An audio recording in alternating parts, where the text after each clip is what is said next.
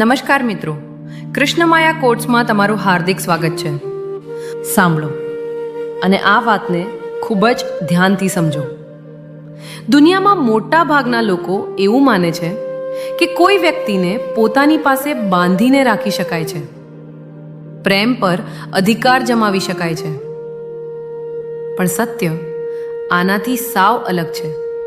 જેને પકડીને રાખવું પડે તે ક્યારેય તમારું હતું જ નહીં, અને છે ખરેખર તમારું હોય તેને પકડી રાખવાની જરૂર પડતી જ નથી. કોઈ પણ સ્ત્રી એવા પુરુષ સાથે લાંબા સમય સુધી રહી શકતી નથી જે હર પળ તેને પ્રભાવિત કરવાની કોશિશ કરતો રહે, જે દરેક વાતમાં પોતાની કિંમત સાબિત કરતો ફરે. કારણ કે જે વ્યક્તિ વારંવાર પોતાને સાબિત કરે છે તેના મનમાં ક્યાંક ને ક્યાંક એક ડર છુપાયેલો હોય છે. ખોઈ દેવાનો ડર, અસ્વીકાર થઈ જવાનો ડર. અને પ્રેમ ડર પર ક્યારેય ટકી શકતો નથી. પરંતુ એક પુરુષ એવો પણ હોય છે જેને છોડવો કોઈ પણ સ્ત્રી માટે સરળ નથી હોતો. એ પુરુષ જે પોતાના ભીતરમાં સ્થિર હોય છે, શાંત હોય છે. તેની સૌથી મોટી ખાસિયત તેનો ચહેરો નથી, તેના પૈસા નથી, તેની તાકાત પણ નથી. તેની સૌથી મોટી ખાસિયત તેનું સંતુલન છે. જીવન તેને ઉપર ઉઠાવે કે નીચે પછાડી દે, પણ તે પોતાનું અસ્તિત્વ ગુમાવતો નથી. તેના ચહેરા પર ગભરાટ નથી હોતો, તેની આંખોમાં ફરિયાદ નથી હોતી, અને તેની મુસ્કાન કોઈની મંજૂરીની મોહતાજ નથી હોતી.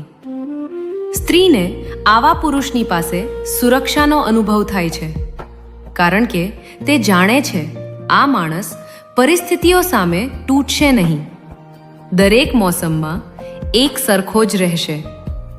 યાદ રાખજો, આકર્ષણ માત્ર સુંદરતાથી નથી જન્મતું. આકર્ષણ ભરોસાથી પણ જન્મે છે, અને ભરોસો ત્યાં જ જન્મે છે જ્યાં શબ્દો અને કર્મ એક સરખા હોય. આજે ઘણા લોકો વાયદા તો કરે છે પણ નિભાવે બહુ ઓછા છે. એટલા માટે જ્યારે કોઈ પુરુષ પોતાના શબ્દોનું સન્માન કરે છે, જે કહે છે તે જ કરે છે, ત્યારે તે ભીડથી અલગ દેખાવા લાગે છે. સ્ત્રીને એવા પુરુષો ગમે છે જેના જીવનમાં દિશા હોય, લક્ષ્ય હોય.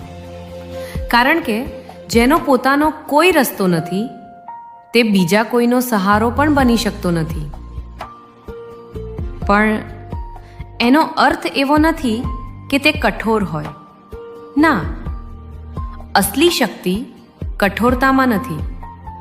અસલી શક્તિ સંવેદનશીલતામાં છુપાયેલી હોય છે.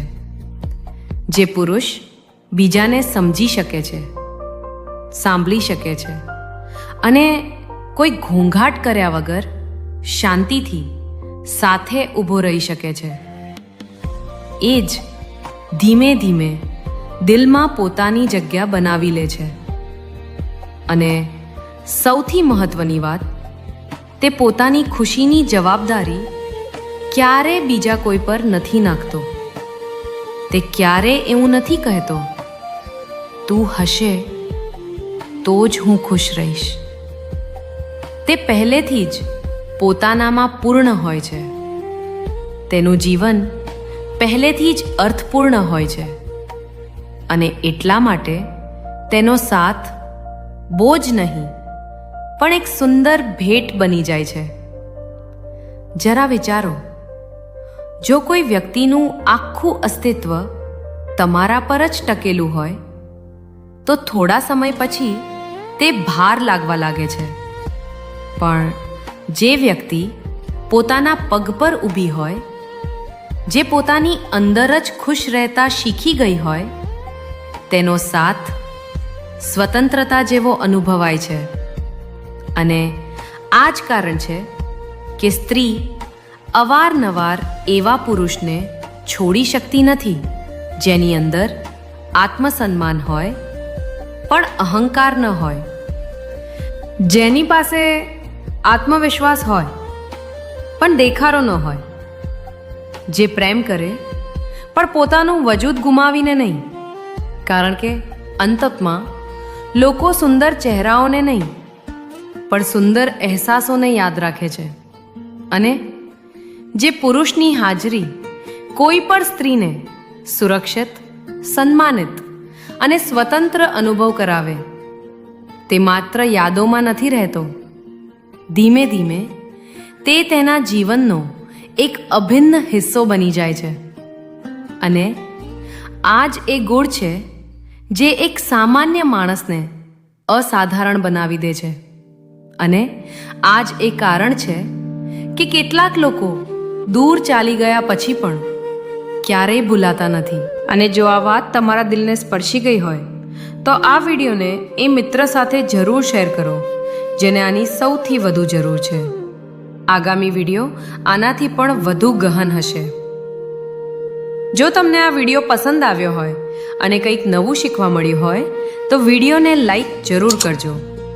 જો તમે હજુ સુધી કૃષ્ણા માયા કોટ્સ ચેનલને સબસ્ક્રાઇબ નથી કરી તો અત્યારે જ સબસ્ક્રાઇબ કરો અને બેલ આઇકોન દબાવો, જેથી અમારી આવનારી દરેક નવી વિડીયો સૌથી પહેલા તમારી સુધી પહોંચે. અને એક વાત હું તમને પૂછવા માંગુ છું, આટલા બધા લોકો અમારી વિડીયો જુએ છે પરંતુ લાઈક અને કમેન્ટ ખૂબ ઓછા લોકો કરે છે. આખરે એવું કેમ? જો તમે અમારી વિડીયો નિયમિત રીતે જુઓ છો તો આજે કોમેન્ટમાં માત્ર જય શ્રી કૃષ્ણ અથવા તમારો અભિપ્રાય જરૂર લખજો. તમારો એક નાનો લાઈક, એક કમેન્ટ અને તમારો સપોર્ટ અમને વધુ સારી અને ઉપયોગી વિડીયો બનાવવાની પ્રેરણા આપે છે. ધન્યવાદ. ફરી મળીએ આગામી વિડીયોમાં. જય શ્રી કૃષ્ણ.